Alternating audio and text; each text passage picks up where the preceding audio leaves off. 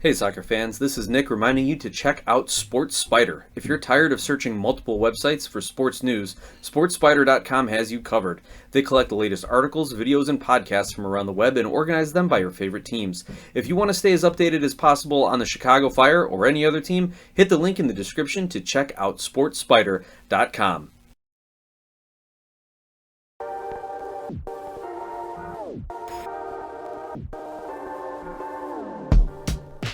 Hey soccer fans, welcome back to the Feed the Fire podcast. I'm your host Nick, and in tonight's episode we are recapping the Chicago Fire's Leagues Cup match against Sporting Kansas City and what we can learn about the Chicago Fire's short-term plans and maybe a little long-term plans for this season as a result of the match. We also received some comments from owner Joe Mansueto, as well as the president of the Chicago Red Stars, Crain, on the future of soccer-specific stadiums in Chicago. They did an interview for Crain's business magazine, and they have great quotes. I'm going to share with you my favorites and what it means for the future of soccer here in the Chicago area. Before we get into all of that, just a couple of housekeeping notes for you. I'm happy to say that I got a vacation coming up, so I am not going to be doing the regular twice a week kind of episodes, recap, preview kind of stuff for the next few weeks. I will pre-record some episodes, that way you can have a little bit of something. I know you'll all miss my voice while I am away, but yeah, I'll have something lined up for you, so don't be worried if the episodes aren't popping up with as much frequency in your podcast feed or if I'm a little less active in social media, but I'll be sure to share all my great vacation stories when I am back behind the mic in the near future. In the meantime, you can keep up with me on social media at Glasshouse Soccer on all platforms, and you can email me glasshousesoccer@gmail.com. And I'm really happy to say that I got an email from my friend Tom in Geneva, who brought up a couple of good points that he wanted to hear me talk about. And Tom, I'm so glad you wrote in, because it's going to be a perfect segue into this Leagues Cup match against Kansas City recap. But I'm gonna address your second question first, Tom. And listeners and viewers here, Tom asked me this. He says, can you do a segment on Apple TV and their MLS package? I like tonight's announcers, but they're typically not this good. I'll have more on that in a second. Also, why don't they have a continue watching feature like every other streaming platform? You know, that's a great question, Tom. I wonder that too. I don't know if it's there in the replays, because I usually am either watching it live or just watching highlights and not going back and watching the full match. So I wonder if there are certain broadcast views that have it, but it sounds like they don't have it at all. And you're absolutely right. That seems like a pretty basic feature that should be included. Maybe it's just a function of sports. I don't know. Maybe they have it on other sports platforms out there. I'm not sure. He continues saying, also to watch games on demand, you have to scroll by all sorts of game highlights, which are de facto spoilers. What's the point of watching on demand if they tell you the outcome? Now, that's a great point, and I think that's the biggest criticism. You're not the first person I have heard say that. And as a matter of fact, I got an email from our other friend of the show, Ryan, who says, since I watch most of the matches after the fact, something I've noticed, when you click on the game replay, a player will pop up. This game was a KC player. Almost always it seems that whatever team pops up is who won the game. Hopefully something Apple can change next year. So Tom, Ryan, you guys are both noticing the same thing here, that there's little spoilers that are kind of built into whatever programming and whatever broadcasting Apple TV is doing for these game recaps. So I know this has been brought up on social media circles, on discussion boards. I want to say that it's been brought up to team leadership at points, and the feedback has reached Apple.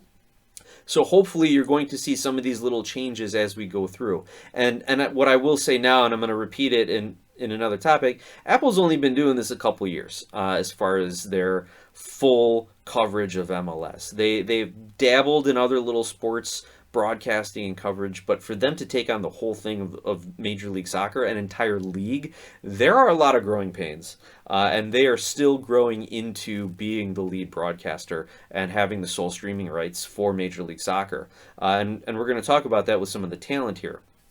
So to finish up Tom's thought, he says, Apple may be the greatest tech company ever, but they could learn something from ESPN Plus.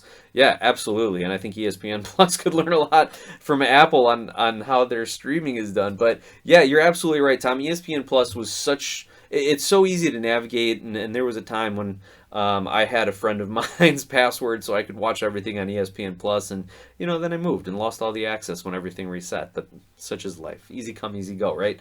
But you're absolutely right on that. Now, as for the broadcasters, Tom, the broadcasters in this last match, Nate Bacati and Devin Kerr. And Nate Bacati, and I apologize, Nate, if I'm mispronouncing your last name there, he's pretty much done everything in Kansas City sports. And actually, if you search these broadcasters on the MLSsoccer.com website, they give you a little bio of their broadcast, of the broadcasters, a little bit of a resume even. And so Nate Bacati he's called games for Kansas, for Sporting Kansas City now, for Kansas City Royals. He's on the local radio channel talking Kansas City sports. Like, this guy is like Mr. KC Sports Talk.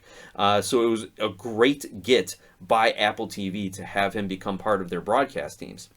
And Devin Kerr, on top of what he does for Apple TV and MLS, is a lead analyst for the USL Championship, NCAA Men's College Cup, and CONCACAF Champions Cup. So these two guys, you're absolutely right to like these two, Tom. They're definitely two of the highest credentialed and two of the best that Apple TV has brought on.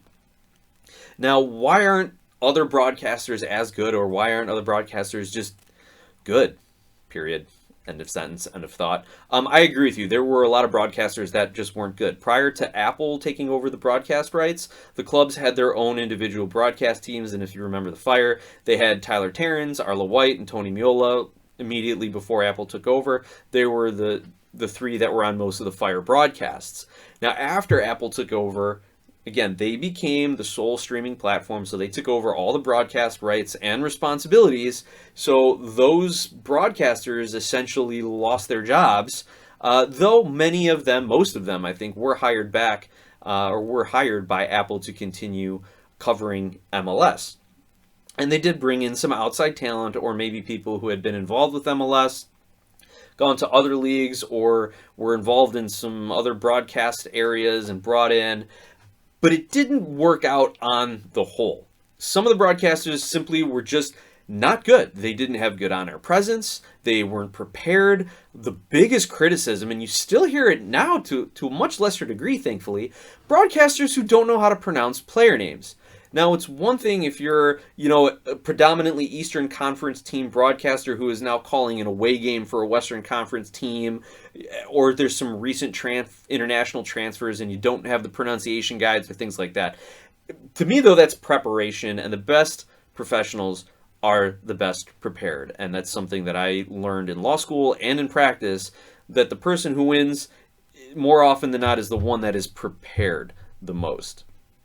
You can have the best case in front of you. You can have all the talent and charisma in the world. But if you don't know how to pronounce someone's name, you're going to immediately lose credibility. It was like when I would go into court and the judge would say, "What case are you here for?" And the attorney would be like, "Your Honor, I'm here on behalf of the defendant." Checks notes.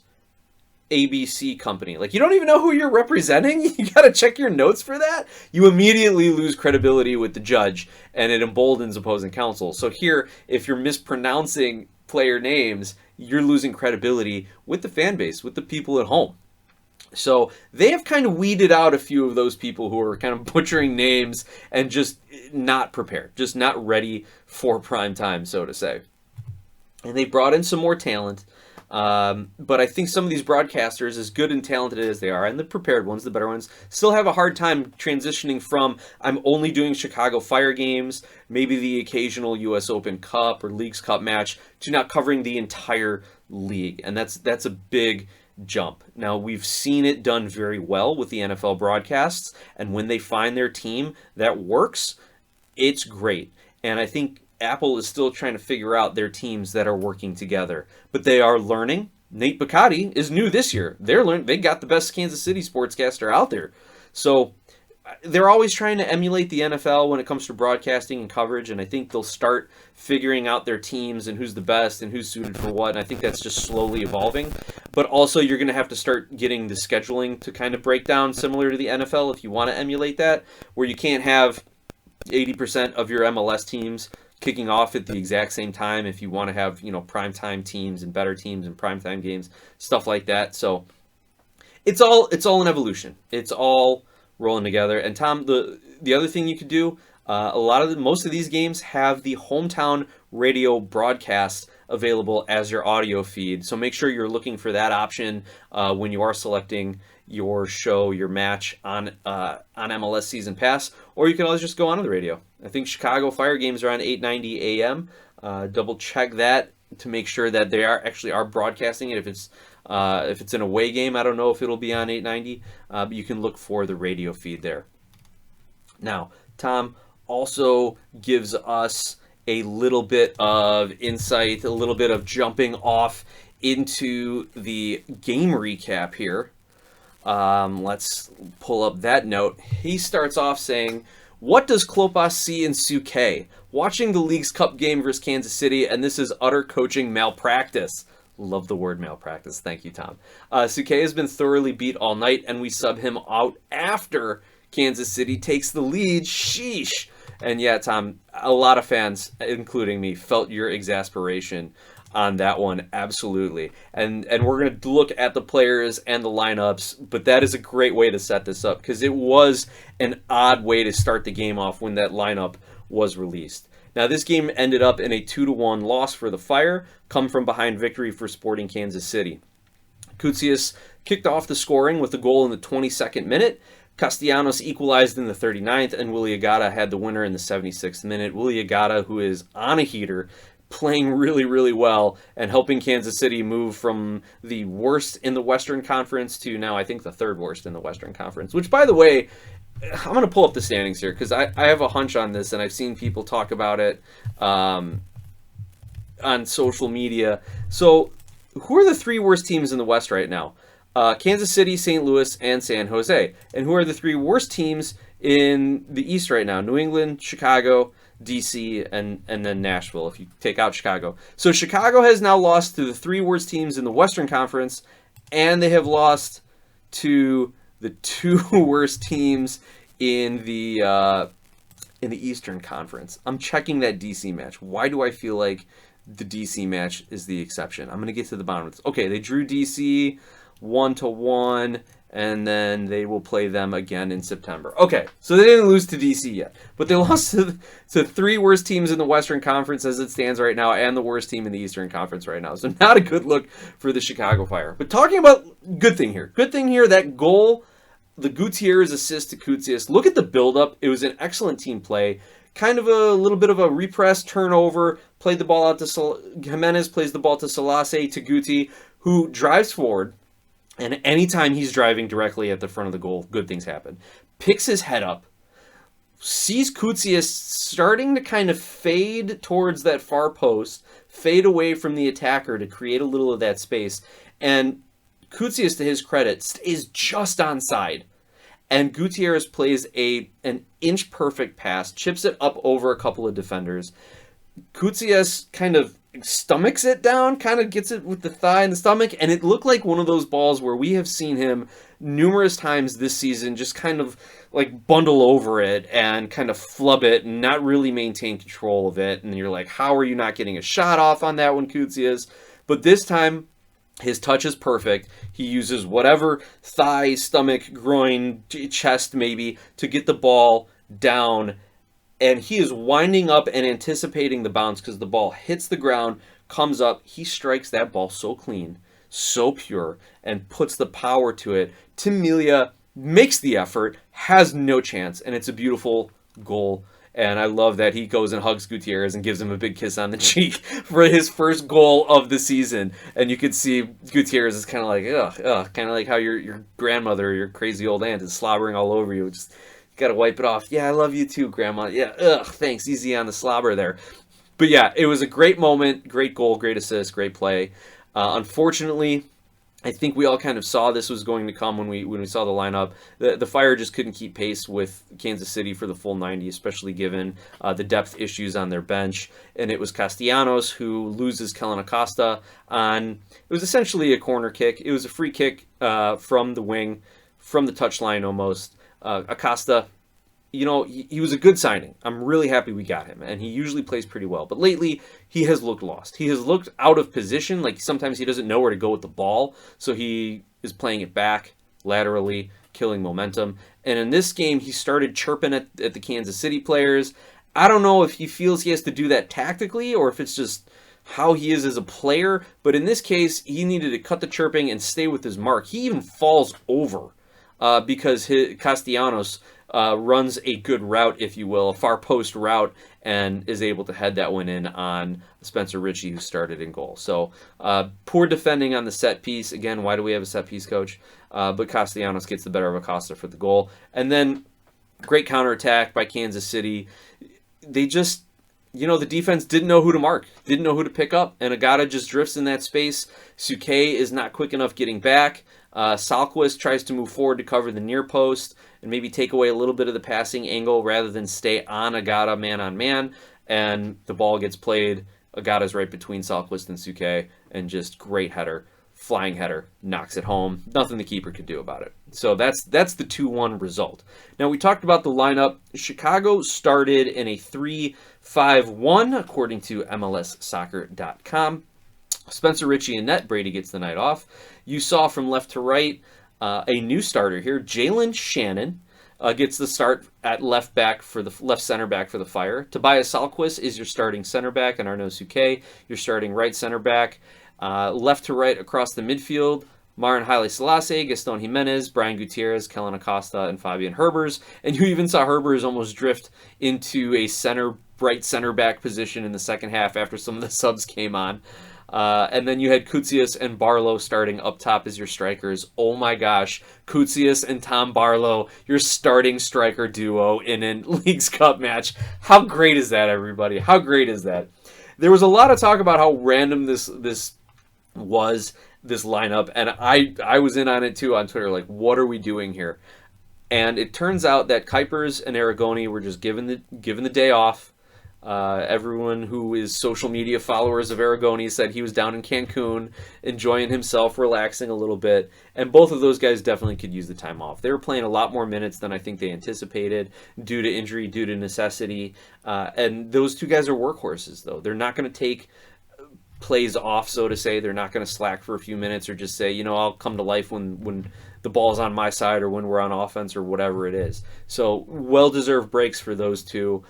4 players were out with a mix of injury and illness as well. There was apparently a bug going around Chicago Fire locker room that knocked out a few guys. And then, of course, we still had some injuries. But it was nice to see Jalen Shannon get the start. It's nice to see Gutman on the bench. It's nice to see Salquist as your starting center back, why they brought him over, right? So some positives to be taken out of that lineup a little bit. And Fede Navarro back on the bench and apparently ready to go if needed.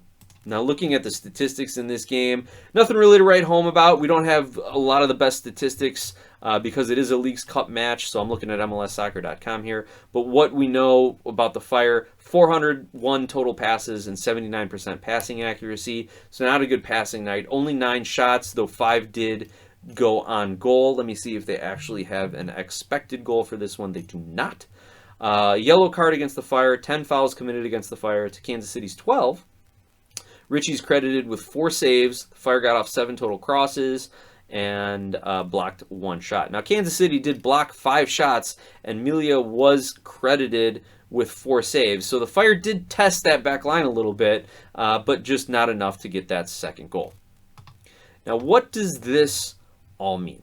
What does this mean in the grand scheme of the Chicago Fire's season here, as we are getting into the final third of the season, final quarter of the season after the Leagues Cup break?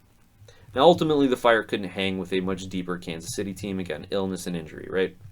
It was nice to see some young faces get playing time, get integrated, kind of get cut a little bit, if you will, and see how they fare in training and how they fare when the spotlight is on them. It's a good evaluation match. We saw defender Jalen Shannon get his first ever MLS start. In fact, he becomes the first ever Chicago Fire 2 player to get a start for the senior team. And he was replaced by Chicago Fire 2 winger Omari Glasgow, who is on his last of his short-term 4-day contract. Great to see him get some time there. Now, unfortunately, Jalen Shannon did go out with an injury. Hopefully, it was just a knock in the game, and he's back at it with CF2 shortly after, or back in the lineup for this Thursday night's game against Toluca. put in a hard challenge, gets a yellow card, but also gets stepped on and looks like he rolled his ankle, maybe something like that. So hopefully he's doing well. Additionally, Fire 2 winger Christian Kofi earned his first career appearance with the senior team. He subbed in for Tom Barlow in the 62nd minute. So it's encouraging to see those three guys get some time training with and playing for the senior team. The other thing that my takeaway is, let me start that sentence over. My other takeaway from this match is that the team's priority seems to be getting healthy and focusing on the regular season, which I like. I've said it on the show before. I'd rather see the Fire make a run, rest up now, get healthy, forget Leagues Cup, and then make a run the last quarter of the season, maybe get into that play-in game, and then see if you can't make some playoff magic happen, win a game or two in the playoffs, right? I think that should be their focus, rather than let's go all in on Leagues Cup. This is our best chance to win a trophy. And I know I've seen a lot of people talking about that. This is our best chance to win a trophy. Is it though? Are you really going to beat, a couple three Liga MX teams that are going to be in front of you? Are you really going to beat a couple three of the top teams of MLS when there is a trophy on the line and they start playing their starters? You haven't done it in a sense of urgency during the regular season when every game became a must-win game very quickly for the Fire. So I just don't see that happening. And I think the best case scenario for this Fire team at this point, right now, July 29th, 9-ish p.m. Central Time, that they should rest up, just consider the Leagues Cup exhibition matches, rest their guys up, and then let's focus on the last quarter of the MLS season. Additionally, just for the sake of argument for Leagues Cup here, if the Fire were to win their group in Leagues Cup, if they beat Toluca flat out, and then let's say Toluca beats Kansas City on penalties, and then the Fire have a goal differential over Kansas City. Is goal differential the first tiebreaker or head-to-head? I don't know. So anyway, there's a lot of things that would have to break the right way for the Fire to win their Leagues Cup group. If they were to win that group, they would play in the knockout round either Salt Lake, Houston, or Atlas from Liga MX. Whichever one of those three teams wins their group, that's who the Fire would play. Whoever, let's say the Fire come in second in their group. They beat Toluca, and then Toluca loses to Kansas City. And Toluca is 0-2, Kansas City's 2-0, and the Fire are 1-1, right? Then they would face the Columbus Crew in the first knockout round. The Columbus Crew, as MLS Cup champs, get a bye out of the group stage and into the knockout rounds of Leagues Cup. So, are the Fire going to beat the Crew? Probably not. Not when the Crew are going for as many trophies as they can this year, and they're in fine form with Koutsias scoring a hat trick in an exhibition match against Aston Villa, which the Crew won 4-1. They're taking exhibition matches that seriously, guys. That's where the Crew are with their mentality right now. So I just don't see the Fire going on to beat RSL, Houston, or Atlas, or the Columbus Crew, or even advancing if they do further. So I think they do need to focus on the last quarter of the season. Now with that, we are going to take our water break here, sponsored by Skira Icelandic Spring Water. Icelandic for clear, Skira water comes from a spring in a government-protected nature preserve in Iceland with naturally low mineral content. This isn't your average water, clearly, pun intended, it's one of the best. And Skira Icelandic Water is located at your 7-Eleven, your friendly neighborhood 7-Eleven. I also, at this point, want to recognize Lawson Bugart, and I'm sorry if I'm mispronouncing your name, Lawson.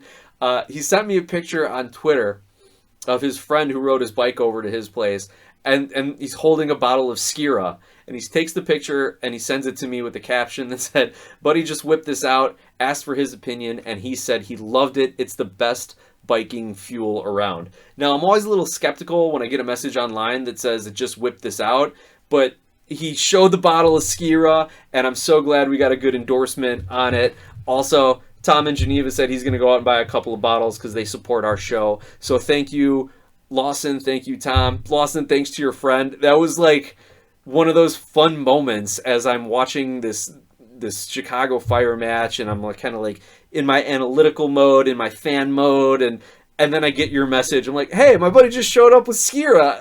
Thought of you. Like, that was great. That was a lot of fun. Thanks for doing that, man. I appreciate it.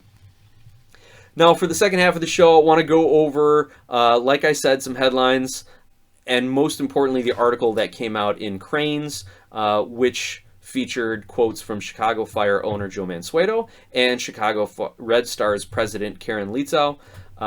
The article kind of talks about, it really just sets it up very shortly about, the climate, that's the word I'm looking for, the climate of Chicago sports stadiums, and how the Bears are looking for a new stadium, and there's rumors about the White Sox, and it's, the Bears and Reinsdorf and this and that. And then they go and they say, but hey, there's other sports teams here too. Like, let's talk to these two owners who are also being impacted by all these conversations and where they come out on it.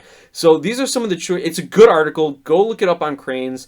I'll try to add it to the description of the show or tweet it out or whatever, but go look it up. It's worth the read. It was free, at least the way I accessed it was free.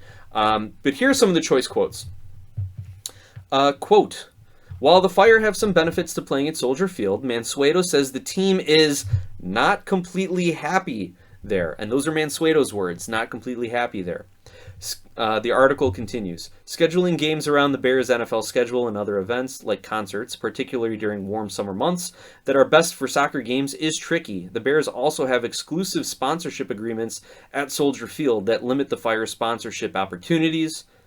That said, under Mansueto's leadership, the Fire have more than doubled the number of sponsor companies from 30 to 78 and quadrupled future contracted sponsorship revenue. Contracted, not contracted. Contracted sponsorship revenue. So they've more than doubled their corporate sponsorships under Mansueto, which is fantastic. I wonder if that also ties in to the season ticket increase. I don't think it's in one of the quotes that I brought up here, but the article did say that the Fire have increased season ticket memberships by 47%. So I wonder if that season ticket increase has to do with these corporate sponsorships, if the corporations or their partners and executives are also then buying season ticket packages as well.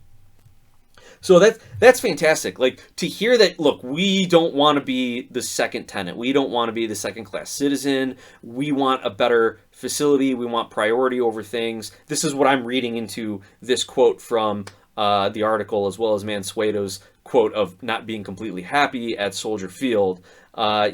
And I hope he didn't get into it. Maybe I'm reading too much between the lines here, but maybe he's also saying, I also don't want to work with Monterey Security. That would be a huge win. I would have loved if he just came out and said something like, we also want to pick our own security company. We also want to pick our own vendors. Even if he just said vendors, I could have read into it a little bit more. But that would be a huge win. So I love the setup here about how they are not completely happy with Soldier Field. Now, another quote from the article says, both executives note that SeatGeek, we're talking the stadium in Bridgeview, SeatGeek is a quality facility, but its Bridgeview location is hard to get to for Northsiders and those in the north suburbs. And the venue doesn't attract the young fans of women's soccer, Leetzow says. Mansueto says the venue didn't bring the amount of economic development to the area that was hoped for when it was built in 2006. So both excellent points, both things the fans have said. And yeah, totally. Like, I'm going to the game this Thursday. I'm coming down from Arlington Heights. It's going to be a hike to get down there. And also, I remember when I was going to law school in Valparaiso, like having to drive from Valpo to the southwest suburbs was a hike. And I did it happily to go to the games. But yeah, the infrastructure around there was never developed. The area isn't the nicest area if you're going to be bringing your families and want to spend extended time there and have women and girls playing soccer there and hosting other things. So they're absolutely spot on that. And where I'm reading into this and what I like is they're noticing the drawbacks of SeatGeek. At the same time, they're noticing the drawbacks at Soldier Field. And if they can address those drawbacks, maybe SeatGeek is still an option for the future. If they can somehow invest in the surrounding areas and build it up like a Wrigleyville to a certain extent, build it up like maybe the Bears wanted to do in Arlington Heights and have their own little Bears Village kind of a thing. If we can have a soccer town Chicago or something like that around the Bridgeview Stadium, that might be an option, but you still do not overcome the distance factor. And that is always going to be an issue. But for me, if I'm driving into Soldier Field from the suburbs, that's about the same drive to get down to Bridgeview. Maybe it's a little quicker, because I'm going directly into the city. But man, there was that one match where how many thousands of fans were like 20 minutes late to kickoff because they got stuck on traffic in 90 under construction that nobody knew about, or like just started that afternoon. So distance is always going to be a drawback for these Chicago sports teams, unless you know where your epicenter of ticket sales is and where your people are coming from. And it seems like for these two teams, it's more North Chicago, northwest suburbs. All right. Next quote that I wanted to talk about.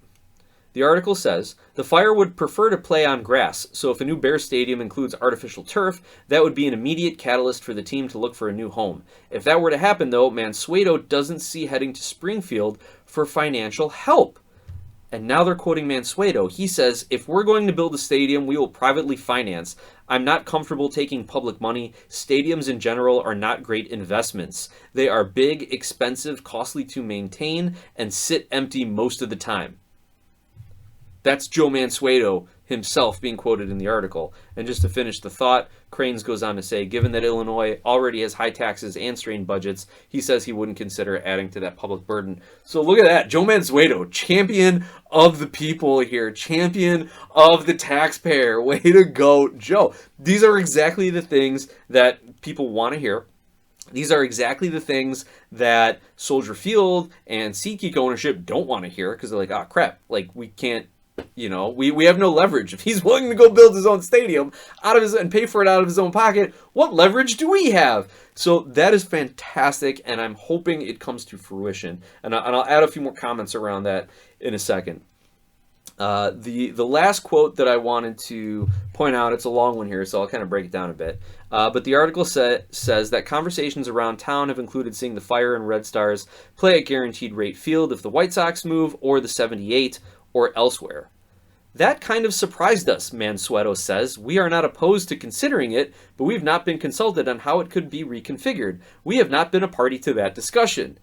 While Leetzow is not opposed to the Fire and Red Stars building an amazing facility together, she's not enthusiastic about the site of the Sox's current home.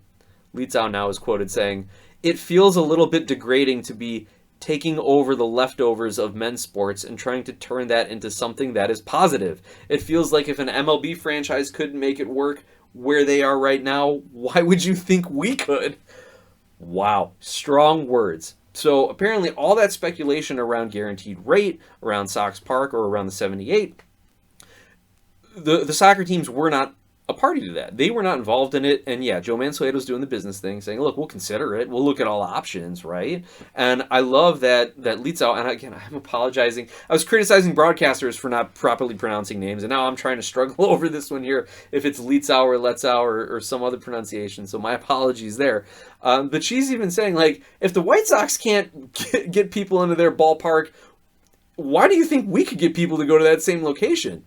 Well, part of it is the Chicago Red Stars and the Chicago Fire are much better run organizations, and the Red Stars are a much more winning team at the time, and I don't think they would be trying to, gosh, what is the seating capacity at Guaranteed Rate Field? Like, would they even be trying to fit that many fans in? Let's see. Yeah, Guaranteed Rate has a capacity of 40,615. I mean, not that the White Sox are getting even close to what, the Chicago Fire and Red Stars are drawing. The Chicago Fire are drawing 20,000 plus right now at Soldier Field. So they would probably be looking to build a 25 to 35,000 seat stadium, especially if they're going to continue to host bigger games like that, or maybe some sort of modifiable area where you can get it down to 20,000 for a Fire game and then expand it to maybe 30,000 for other events, things of that nature.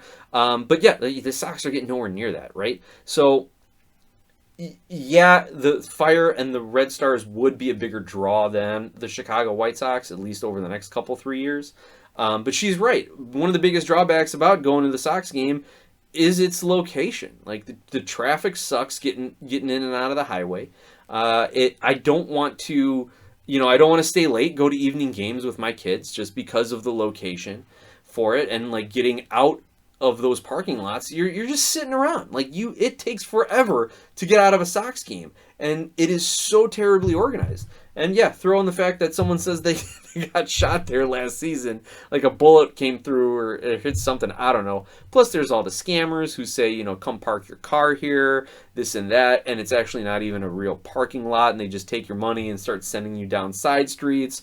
Or they sell you a parking space in someone else's property, and then you get towed. Like, there's a lot to be desired from where Guaranteed Rate Park sits right now. But anyway, Sox Park. Sorry, I know I'm offending a portion of Chicago White Sox fans by not calling it Comiskey, but I try to call it Sox Park as much as I can. But my general reaction was, I love this article. I love the insight into the Red Stars organization and the Chicago Fire organization here from the people from the top, right? The owner and the president. The other thing that I loved, obviously, was Mansueto's discussion that he's not going to take public money. And what I'm comparing it to me, he seems just like a guy who he's made his money and the fire his source of joy. So, like, for me, personally, Nick, here as the Feed the Fire guy, I've got a good job. Like, I'm an attorney. I do insurance work. Like, I have a good job. I'll spend a little extra time doing the podcast, renewing my season tickets for 2025. Like, that's where, I can take a little bit of my money and find joy in it, right? And I'm sure you all have your own little things that you do when you get a little extra cash and you can find joy in some of these things, right? Joe isn't one of those old school billionaires, at least I don't get the impression of it, where he's just secreting money away and reinvesting and secreting money away, and how can I screw the taxpayers on getting more, how can I play the game and get money from the government, it's an ego trip or a game or whatever. No, like, he's made his billion, he bought the Chicago Fire, that's where he finds his joy. So he's happy to spend his money on building them a new stadium. I'm starting to see that more and more out of him. And maybe I'm just looking through rose-colored lenses right now, but I really do love that about him. I'm going to try and wedge that impression of him into my thought here, but I think that's what it is. And the way he's talked about building a new stadium, at least in this Crain's article, and again, I could be going way too in depth on one article, but the way he's talking about it, it seems to suggest that, and the other thing about it is Mansueto did the smart thing now from a business perspective, right? He saw the potential of the Fire as a franchise, reinvested in the people, got rid of, I don't want to say he got rid of or fired, but there was a culture shift, absolutely, and everyone is saying how great of a place it is to work. I've met a number of employees in the Chicago Fire organization, from being a season ticket holder, going to events, just, a little social media. Heck, Dave Baldwin even liked a few of my tweets from last week. Like, that just shows you the culture of change and how great it is to work there. So they've done that. They've invested in their academy. They've invested in facilities now. We talked about Endeavor Health getting the naming rights, like the $100 million naming rights to their new training facility. They're doing so much from a franchise value-added perspective. All the season ticket promotions, all the new things that they're doing to get fans to come in, the free parking, the giveaways, the meet and greets, the extra theme nights, all these things, all that's left to add more value to this club and this franchise is to start winning games and own your own stadium. Like, that's it. If you were to do it the other way, if he was going to drop however many millions, tens, hundreds of millions of dollars to build a new soccer stadium in Chicago, go out and flash the cash and sign all these amazing DPs, only for the Fire to be mediocre or to underperform their sort of expectations, and then you have a brand spanking new stadium that no one's going to. Like, it's the complete opposite of the way you build a long-term successful franchise from the business perspective. So he has done that. Am I rambling? But he has done that, and built it up as a sustainable ground-up kind of a thing, and I remain hopeful. Maybe I'm the fool here, fool me once, shame on you, fool me twice, thrice, 4 or 5 times, call me a Chicago sports fan. Maybe I'm just the fool to think that it's going to change within the next few years and be as sustainable. But he can do it. Mansueto can do it. Especially because he's not looking at it from dollars and cents. Obviously, he's taking that into consideration, and it will motivate decisions, but he's looking at it as this is something I love to do, not something I'm trying to make a living off of or do for shareholders and investors. So I think that's that. That's all I'm going to say about the Chicago Fire for this long-winded episode. I covered up my timer here just to almost going on 40 plus minutes here.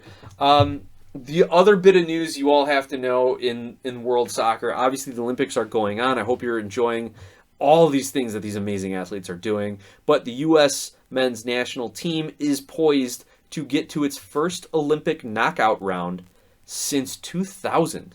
And the last time they actually made the Olympics was in 2008. And they did not get out of the group stage then. So if they can, I read that if they can beat Guinea in their final game by a score of 2-0, they're guaranteed to move forward. If they beat Guinea by if they beat Guinea by 2 goals or by 2-0, if they only beat them by a goal or they draw, then they need other results to take place within their group in order to advance. So you beat Guinea, you advance, you do it by a 2-goal margin, and especially 2-0, and you're not worried about away goals and all the differential stuff, then you're golden. I think the U.S. can do it. That goal they gave up against New Zealand kind of makes you go, are you sure it's not that done of a deal? But I think they do get it done, and it'll be great to see them go through. With that, I want to remind you all to like and follow and subscribe wherever you get your podcasts. I'm also on YouTube.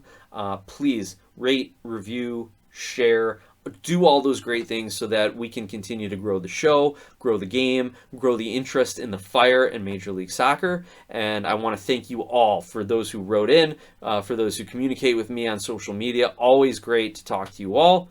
And let's go Fire.